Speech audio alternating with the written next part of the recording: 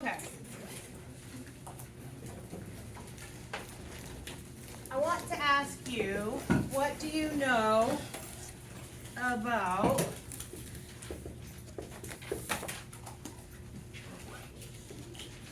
that? Derivative? You want us to derive it? No, I just want to know what you know about it. It's quadratic. It's quadratic, beautiful. Continue. It's not in standard Not in standard form, it's just, yeah. It opens down. It opens down, how do you know that? Because of the negatives. Because of the negative in front of x squared. Could you, with a little bit of algebra manipulation, can you find the maximum, because it opens down, the maximum of that thing, that top of the hill? Ooh, what did we do at the beginning of the semester last semester in order to figure that out? The vertex square. Vertex form, 100%. We do what to it? You had Complete it. the square. You complete the square. So in algebra-based classes, you are going to complete the square. You're going to remember how to do that. You're going to set it to 0, you're going to start to solve, and then you're going to get it in vertex form. Yay, that's lovely, I love it. But now we're going to be talking a little bit of calculus action. So what calculus does for us, it gives us the opportunity to look at a graph and visualize what's happening without having to do as much algebra to it, okay? So the first thing we're going to talk about is when you started learning how to take a derivative of something, you learned that when I kind of gave you a generic definition of a derivative, you learned that a derivative is the blank of any point on that graph. Anybody want to fill in that blank? It's the what? It's the slope. Yay, it's the slope of any point on that graph. Are you feeling good about this so far? Yes, the purpose of taking a derivative, of many other purposes, is one of them, is to figure out the slope. So your description you just gave me is that it's a parabola that opens down. We don't know where it's located, however, we do know it's a parabola that opens down. If I read from left to right, most people do, we read a book left to right, we read graphs left to right. Tell me what's happening from left to right. So we start here. And as we start to travel along this graph, in words, what am I doing? Increasing. I'm increasing, beautiful. I am going up, up, up, up. I'm on a roller coaster, I'm going up. What happens when I get to this spot right here? You go down. Not quite. You stay the same. Your You velocity. stay the same, your velocity doesn't change. I love it, you're a physics guy. So we're right here, we're at the top of the hill, right? The word that we're gonna use in this class is called stationary. We are increasing and then we become stationary. Does that make sense? Okay, then we're at the top of that hill of that roller coaster, then what happens? Decrease. We start to go down, which is decreasing. Literally what's happening is that we are called, words. We're going up, so we're increasing. Here, we're referring to it as a stationary. And then here, we're talking about starting to go for decreasing. If this thing is an actual roller coaster and I get to the bottom and I start to do this, talk to me what's happening. I decrease and then what? Stationary and then increase. Are we feeling good? So let's relate that to slopes because obviously we're working with math here. So if I'm looking at this, I'm talking increasing. Increasing. What are the slopes of any potential point where this guy is increasing? So if I was drawing tangent lines all the way up, what kind of slope will those tangent lines have? Positive. Positive. So the derivative is any slope on that curve. So the derivative, remember we call it f prime, y prime, dy dx, however you want to call it. Okay, I'll do dy dx. We'll do dy dx. When we are going in the increasing manner, our dy dx is positive. Are we feeling okay about that? That means slope is positive, greater than 0. Okay, what happens when we get to the tippy top of that particular hill? Our derivative is equal to 0. That, my friends, is the main point what we're going to do today. Okay, so we're here, we're at dy dx is 0, we're at the top of the hill, we're not moving, we're stationary. This is why I don't go on roller coasters, by the way, because we have to do this part. So what is this part? we are going less than 0, so therefore my derivative, dy dx, is going to be less than 0, hence decreasing. Are you guys cool with that so far? Numbers that correspond to something like this are things that are bigger than 0. 1, 2, 3, 4, 5, etc. What is this number? Well, it's quite obvious. It's 0. And then what happens to these numbers over here? They are negative. What happens down here? 0. We're down at 0 again. My first derivative is at 0. And then we start to swing up in the increase again. And we have a derivative is greater than 0. Are we all cool with that? Okay, so now looking at this guy here, we're going to learn a technique of finding what we refer to as stationary points. We are looking to find our stationary points, also known as the top of the hill, maximum, or the bottom of the hill, minimum, of our graph. To be honest with you, you guys visually know what this looks like. You know it's a parabola, you know it opens down, you know you're going to have a maximum. Do you guys see what I'm saying? It's obvious because you know what that looks like. But sometimes our graphs aren't as nice, and they're cubic, and they're to the fourth, and they have fractions, and they get more extensive. Why we practiced how to take derivatives of kind of unique equations was because we're going to figure out what are the stationary points even more than just a parabola, okay? So if I'm looking at this, the steps for us to be able to find the stationary points. Now there are two ways that I can ask you this question. I could say, tell me the x values of the stationary points, or I could say, tell me the stationary points. And I'm going to distinguish that when we come up here. Be very careful when reading the problems. What do they want? Do they want x coordinates, or do they just want the whole stationary point? We'll talk about that. So step 1. So if I'm writing steps, step 1 is to find the derivative, dy dx y prime, whichever way you choose to write it. Okay, so I'll put dy dx. So step 1, find dy dx. I'll let you do that. We practiced that this week, and you guys should do it really well without me. And some of you is, yes, the derivative of negative 3x is beautiful. And then the derivative of negative x squared is negative 2x. Yay. So the first derivative is our step 1.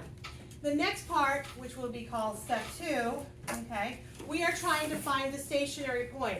By definition, the stationary point is where the first derivative is 0. We talked about that. It seemed like you all understood that, right? So step 2 is when the first derivative is equal to 0. Does that make sense? Finding a stationary point. So we're going to take, for step 2, take the actual derivative, set it equal to 0, and solve for x. So go about solving for x.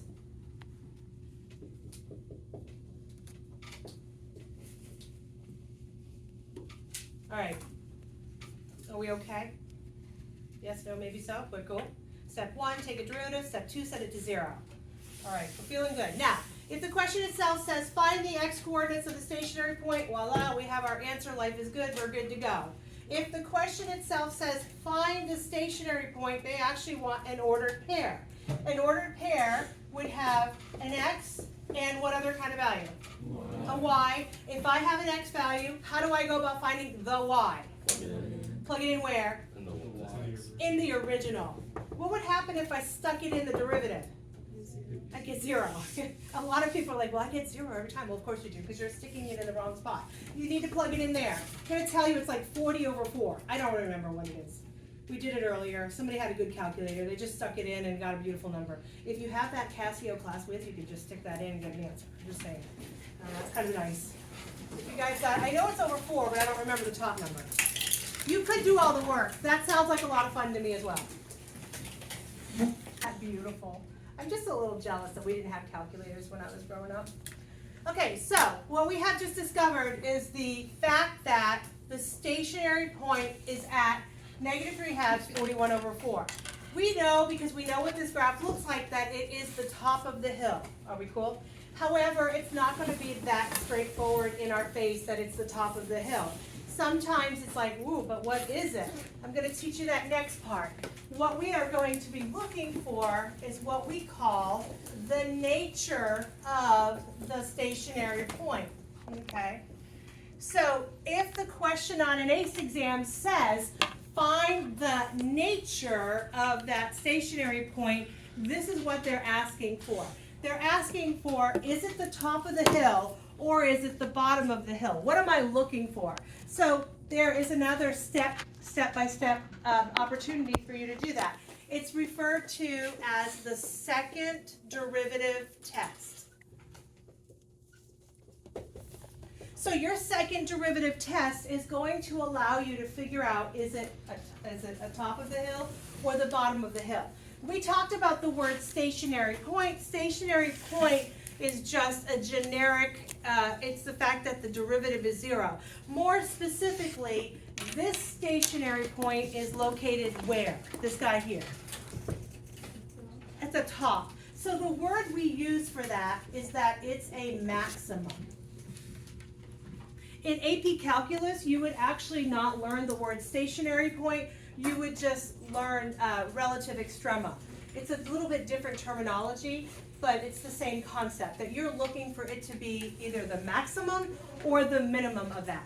Now, in the same idea, if this guy up here is my maximum, what do you guys think this guy down here will be? Indeed, my minimum. So, when I'm asked to find the nature of the stationary point, I'm literally looking to see, is it a max or is it a min? Okay, so the second derivative test helps us do that. So I'm going to tell you the little technique that will allow you to do that. Here's how this goes. If the second derivative, okay, let me do it with a dy because that's where I started. dy, so d squared y over dx squared. That is actually telling me to take a second derivative. Let me write that out for you. If I had my original function y, and I tell you dy dx, the second derivative is written as d squared y over dx squared. If I give you y and I tell you y prime, which we know those are one and the same, my second derivative is written as y double prime. It's got the two little lines, okay? So sometimes the question will be find y double prime, sometimes the questions will be d squared y over dx squared. It's just really strange, but I just want you to know they're one and the same. So the nature of it, we're trying to figure out, is it a max or is it a min? So the way this works is that if the second derivative is greater than 0, so if your second derivative result is positive, then this thing is going to be what I refer to as up like a cup. Okay? So up like a cup, if it's up like a cup, what is happening to my stationary point? Where is that going to be? Down here, do you agree? So hence it's called a what? It's a minimum. So if the second derivative is greater than 0, it's up like a cup, it's a minimum. If your second derivative is less than 0, it's down like a frown.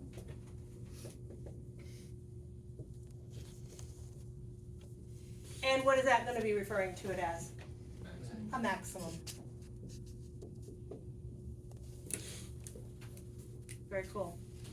So if I'm looking at this guy over here, I would have the ability to figure out whether this guy was a max or a min. We already know that because it's a parabola that's opening down. If I took the second derivative of this thing, so let's go about taking the second derivative. Let's find d squared y over dx squared. Okay. What is it? -2. Is my second derivative greater than 0 or less than 0? Less than 0, so it's down like a frown, hence it's a maximum. Okay, so this will be a max. Did we already know that it was a maximum? Because why? It's a parabola which opened which way? Down. Right? Are we cool? Does that make good sense? Okay, let me give you one to try without me. How do you guys feel about this? Good. Excited, right? Yes. Except did it ever equal 0? The second. Okay, so if the second, here's the verbiage.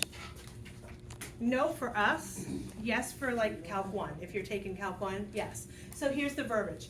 When the second derivative is greater than 0, it's up like a cup, therefore it's a minimum. When the second derivative is less than 0, it's down like a frown, which means it's going to be a maximum. If the second derivative is equal to 0, the test fails, and you have, you don't have neither a max nor a min. And so what it ends up being is something like this, where you have the curve that goes from a maximum to a minimum, hence, but it doesn't have a distinguished max or min. Okay, it's called the point of inflection, and it's a little different. It's beyond what you're gonna learn here, okay? But yes, it could happen, but not for us, ever, not this level. All right, are we cool? Yes? Okay. All right, so let me give you another question. There's actually a whole nother section to this chapter. It's called related rates. It's totally different than this. And I think in the past couple of years what I've done is I've taught you this learning stationary points and max and mins and natures and all that.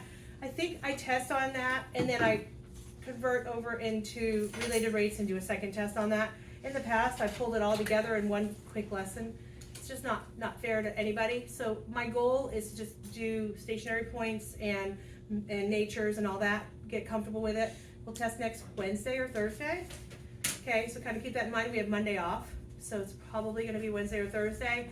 And then we'll come back together the next day, whatever that is, and do related rates. It's still derivative based, but it's got kind of a different tone to it. Your homework section, by the way, I got to give you our Google Classroom. Your homework section has both related rates and this. So kind of keep in mind that you are going to have not to do the related rates yet. Are we good? It's just the one section. Okay, cool. All right, good. Just in case I forgot all that. Because then some of you be like, wait, there's something on here I don't know how to do. Okay, so we have 10 plus 9x minus 3x squared minus x cubed. First thing I want you to do is find the stationary points. Please do me a favor and find all the x and y coordinates, all of it. And then we're going to find the nature of them. So let's stop when we figure out our stationary points to make sure we're cool. And then I'll step in and we'll make sure we do our nature as well. So y prime, derivative of 10 is? 0. Yay. Derivative of 9x is? Beautiful. Derivative of negative 3x squared is? -6. Yay, feeling good. And last but not least, negative x cubed. Okay, we're cool? Step 1, take a derivative. Step 2, set this guy to 0. So 9 minus 6x minus 3x squared is equal to 0. I see something in common all the way across. Yes? It's -3, take it out, right? It is -3, take it out. Love you. Very good. So we're going to divide everything by -3. If you chose to be +3, that's cool as well. I'll show you both ways, okay? So if you're taking -3 and dividing it all the way across, you're going to get -3 plus 2x plus x squared is 0. And I like not having an x squared that's negative. That's what I would have thought as well.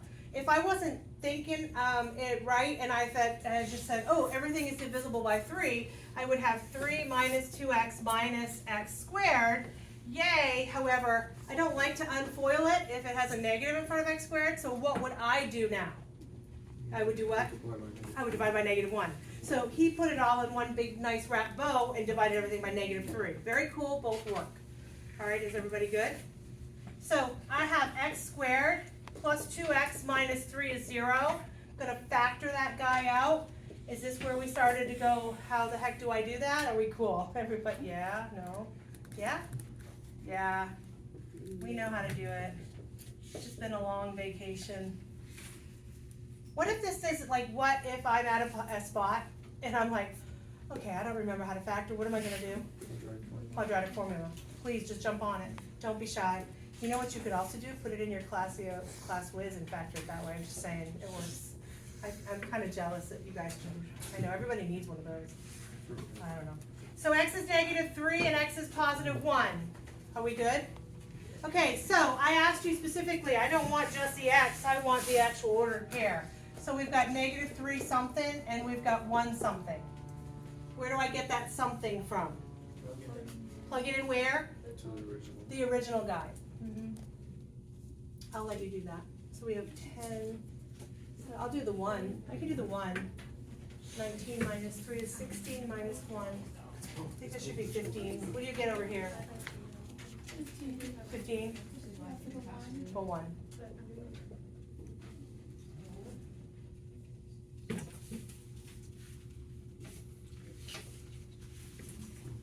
You're just waiting for somebody to yell it out so you have to do it, right? I don't blame you. I'm doing the same thing right now.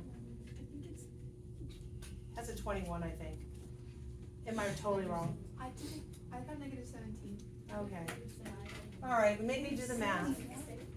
10 plus 9 times negative 3 minus 3 times 9 plus 27. I think that's right. So that's negative 27 plus 27. We got 10 minus. What's that? What? Negative 17. Where? Negative 17. Yeah, the answer. Negative 17. You got an error. That darn calculator doesn't know how to work. This is a Texas instrument. They don't know how to work. Guy, if you're plugging something in, put parentheses around it. I don't know if you remember to do that, but put parentheses around it. I need to get another coffee, bro. So guys, let's think realistically before we actually go into the second derivative test. Let's visualize what's happening here. It's cubic, yes? What does a cubic graph look like? Yes, it does this, right? Or it does this, right? Are we guys, you see my dance move, yeah?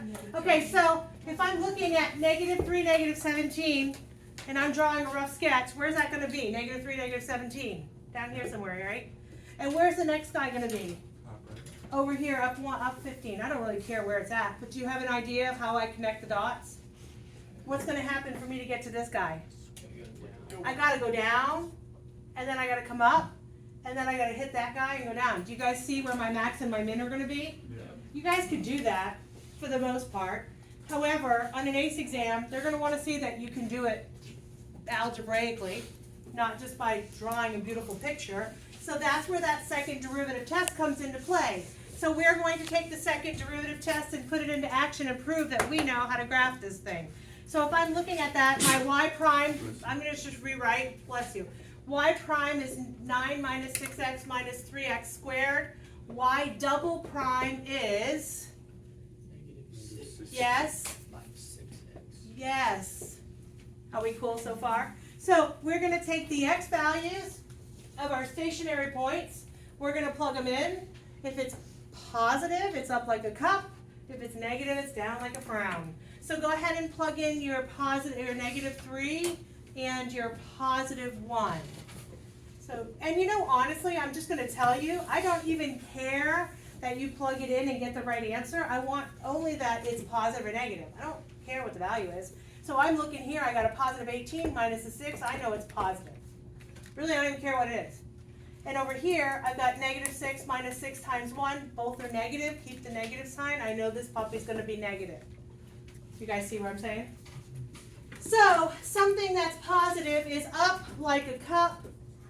At negative 3, we have a minimum. Do we actually have a minimum? We do. Our beautiful picture is absolutely wonderful. Okay. What about at positive 1? It's down like a frown, hence it's a maximum. Did we draw a maximum? Yeah. We're so good. What do you guys think? So far, so good? Hard, not hard? We love it.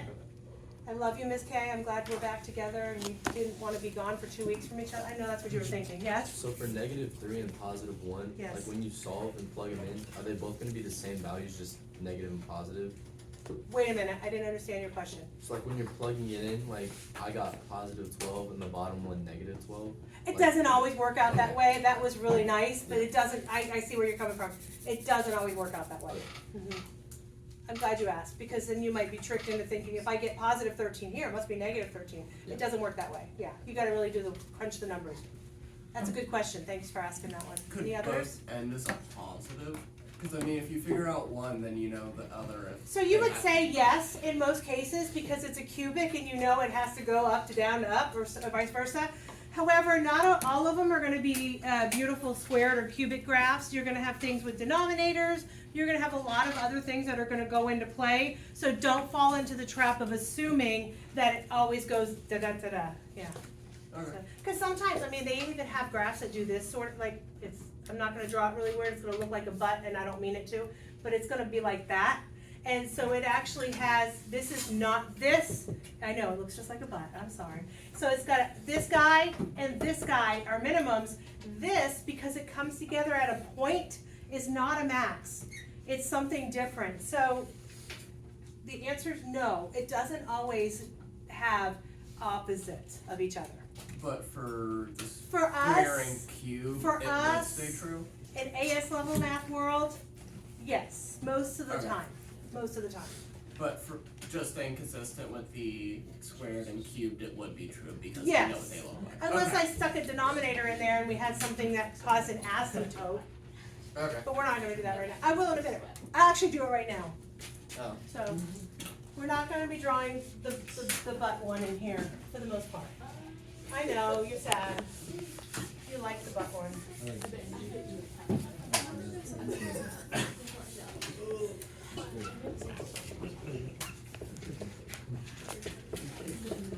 There we have it. We had a very good practice on how to take derivatives where we rewrite, we take a derivative, we clean it up. This is a good opportunity for us to practice that. Is Yes, that last value a 4 or a 9? 4. Okay. Better? Not so much. I don't know. All right, what do we do first to that guy? Flip the X up. Indeed, flip that X up because you know you can never, never, ever, ever, ever take a derivative of something in a denominator. It's a no-go. Okay? So go ahead and flip that up first. Try to take its derivative for me. 3x squared minus 48x. Okay, what do we got? Y prime is? 3x squared. Minus Minus 48 x to the negative 2. And then the 4 becomes a? 0. Right. So we're all good? Are we cool? Everybody good? Yes, no, maybe so? Yes, yes, yes, yes. Yes. Okay, good. So, yes. When you take the derivative and it has a negative exponent, do you want us to bring it down? Or do we So leave it like that was kind of like what we did on that little worksheet because yes, what's the next step that we have to do for this guy? We have to set it to 0 and solve. You're better off to have it in your denominator and then start to play with it that way. So that's why they were making you do that, you know? So I would say yes. So we're gonna take 3x squared minus 48 over x squared is 0. Now you know I'm scared of fractions, so what is my first step that I'm going to do? Do what? Do the x squareds cancel out? Kind of. Like multiply it somehow? Yeah, I think that's what you're saying, what I'm thinking. You wanna get rid of that puppy, you don't want a denominator if you don't have to have it, so we're gonna multiply everything by x squared, right? So, I think that's what you were saying to me, yeah, you were. You're kinda whispering it, and I'm old, so. Okay, so we're gonna multiply everything by x squared. Why? Number one, because in this case, scared of fractions. Number two, is because it allows me to factor it easier. And when something is set to 0, you're good to go because you get rid of those fractions, okay? So over here we have 3x to the 4 minus 48, that's a 4, and is equal to 0. Now earlier, second period kind of made me laugh. I didn't know that not everybody knows this, and I was thinking everybody knew this. What is the thing that could be divided into all of them? 3. Indeed. What's the easiest way to know? Because 3 is obviously divisible by 3. But what about 48? You know that trick, right? Where you take your numbers. Some of you just know your multiplication tables. But you take the numbers of the number 48, add them up. What do you get? 12. Is 3 divisible into 12? Yeah. Then 3 goes into 48. You all know that, right? I never learned that. Never heard of that. Let's show you something cool. I've never heard of that either. Okay, let's look. 124, is it divisible by 3? Add your numbers up, what do you get? Does 7 divide by 3? So guess what? It doesn't go into 124. Let's try 126. Yes. What do they add up to? 9. 9. So 3 goes into it, but guess what? 9 goes into it as well, because it adds up to 9. Do you guys not know these? No. We're going to have some fun. No. 2056. Is that divisible by 3? 7. No. No. How about 1056? Yes. Yes, why? 12. Because that's 12. Guess what? It goes into it now. Does 9 go into it? The answer is no, because it's not an addition to 9. You guys didn't know that? What if it adds to like 18? So, if it adds to 18, 3 goes into it, and so does 9. Yeah. Wait. Okay, let's look at this guy again. 1056. You all are cool with 3, yes? Yes. Okay. Does 2 go into it? That's an obvious easy, right? Why? The 6. It ends in a 6. It's an even number. If 2 works and 3 works, guess what other number goes into it? 4. No! 6. Take your calculator, divide it by 6. Promise you it goes in evenly. You guys just thought I was really smart when I was doing these things. It does. I know! Your teachers never taught you that. That makes me sad. I played a math game to learn math in math class. It was Prodigy. You never, they didn't know it. My 4th grade teacher did that. 111 divisible by what? 3. Yes. Is it divisible by 2? No. So it doesn't work for 6 as well. Now, the one that's kind of cool, that guy right there, 13. what? It adds up to 13, so 3 doesn't go into it. However, 4 does. How do I know that right off the bat? It's the even number. No. Because the last 2 digits are divisible by 4. 48 is divisible by 4, so 148 is divisible by 4. Really, you didn't know that? No. No. Gosh, We're just gonna be spending the whole class learning all new things here. that's so cool. That's what it's all about. Okay, so I will come back to this fun trick as we go. We'll play this game a lot. Ready? Okay. So you're done? You're Wait, so done? what about the 1056? Would 4 be able to go into that? Does 56 divide by 4 evenly? No. I don't know. I don't know either. That's where I would take it. Yes. It does, actually. So 1056 is divisible by 2. Did we say 3? By Well, 3. no, because the 156 adds up to 12, So it's divisible by 2 which is divisible by 4. and 3. Because 12 divides by 3. Yeah, Yeah. 4 times. And then 4 goes into it because 56 is divisible by. So 2 and 3 work, so 6 works. Wait, Now- that mean you could go to This is- 8 because Let the me 2 talk and about 4? 8. Let me talk about 8. 8 is the last 3 numbers. 4 is the last 2 numbers. 8 is the last 3 numbers. So does 8 go into 0, 5, 6? Yeah. Yes, 7 times, right? So 8 works. 9 does not work. No. 24. Well, at that point, we're going above and beyond. But I don't. I'm so glad I could help you out. Okay, so now we do know that it divides in evenly, but we just have to know 48 divided by 3, whatever that is. 16. Thank you. So at this point, glad you had fun in math today. So we have x to the 4th is equal to 16. Keep going. X is 4. No. X is 2 and negative 2. Because it's an even factor, you're going to get 2 possible answers. No different than you would for x squared. So x is plus or minus 2. If I was asking you for the actual ordered pairs, like the stationary point ordered pairs, you would plug it in where? To the original. Into the original guide. Okay? So now we're at a point where I just want to know the nature of these guys. Because can you tell me what x to the fourth minus 16, no. Can you tell me what this guy originally looks like? Most likely not. I can't. I can get on Desmos and type it in and look at it. I mean, I know what squared looks like, I know what cubed looks like, but I have a little bit of math behind me and I'm not sure about that guy. I don't need it though, because I can actually take my second derivative test and figure out where my max and mins are located.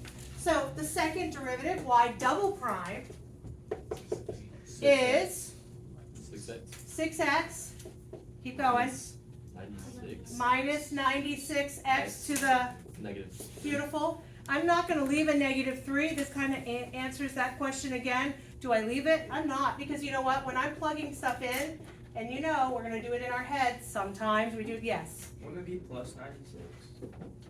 possibly. Yes. Oh. Good catch, my dear. Love it, love it, love it, thank you. So now I'm gonna plug in the number 2, and I don't care what the value of the answer is, I just care, is it positive? So when I plug a 2 in here, I get a positive number. When I plug a 2 in here, I get a positive number. When I add 2 positives, I get a positive number. Therefore, it's up like a cup. And what is 2 going to give me? The minimum. Yay. And then if I plug in -2, right?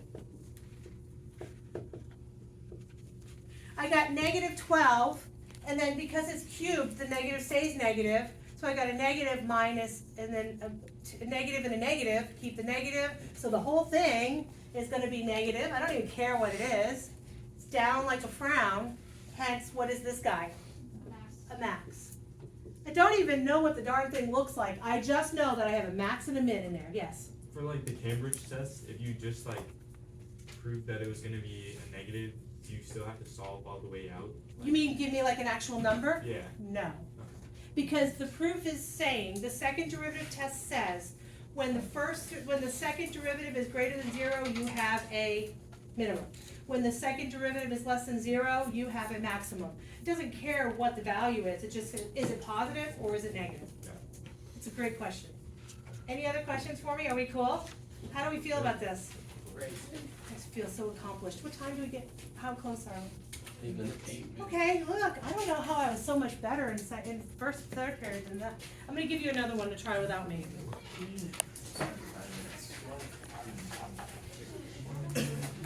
And we had some math fun all the while.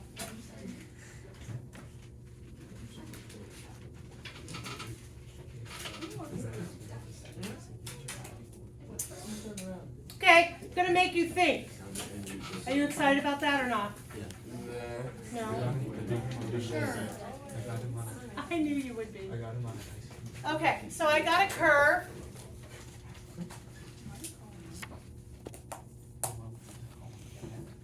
X cubed,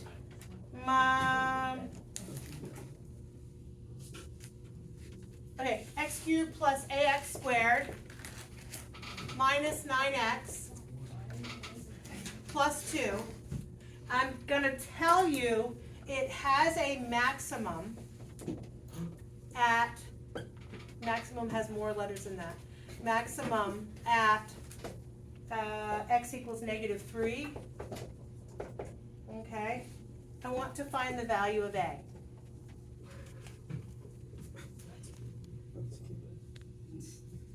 Yay. Okay, wow. Okay, talk to each other. Act like you like each other.